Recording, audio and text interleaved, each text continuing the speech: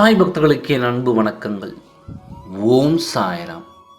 என் அன்பு குழந்தையே, உன்னுடைய குடும்பத்தில் நடக்கும் அனைத்து பிரச்சனைகளுக்கும் இவள்தான் காரணம். நீ யதார்த்தமாக சில விஷயங்களை அவளிடம் பகிர்ந்து கொள்கிறாய்.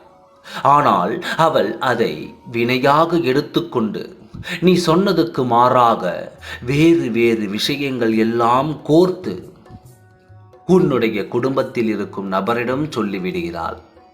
யாரை நீ நெருங்கிய நண்பனாகவோ நினைக்கின்றாயோ அவன்தான் பல பிரச்சனைகளுக்கு காரணமே. உன்னுடைய இந்த யதார்த்தமான பேச்சு பல பிரச்சனையை உருவாக்குகிறது. பார்த்தாயா? இனி யாராவது இருந்தாலும் சற்று நிதானமாக பேசினால் உன் வாழ்க்கையில் அனைத்தும் நல்லதாக நடக்கும். உன்னுடைய யதார்த்தத்தை வைத்து சிலர் விளையாடுகிறார்கள். அவர் வாழ்க்கையை சரி செய்ய உன் வாழ்க்கையானது அவர்களுக்கும் ஒரு விளையாட்டாக இருக்கிறது. எந்த ஒரு தேவையில்லாத பேச்சையும் மற்றவரிடம் பேசாமல் இருப்பது உன் வாழ்க்கைக்கு நல்லது. நான் அடையாளம் காட்டிவிட்டேன், என்ன உறவு என்று உனக்கு நான் சொல்லியும் விட்டேன். இதற்கு பிறகு நீ சுதாரிக்காமல் இருந்தால் உன் வாழ்க்கையை யாரால் காப்பாற்ற முடியும்?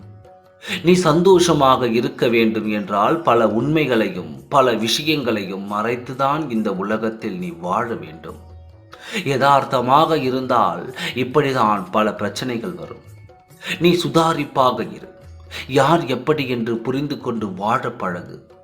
சந்தோஷமாக இரு. எப்பொழுதும் உன் கூடவே இருப்பேன். ஓம் சாய்ராம். நன்றி, வணக்கம்.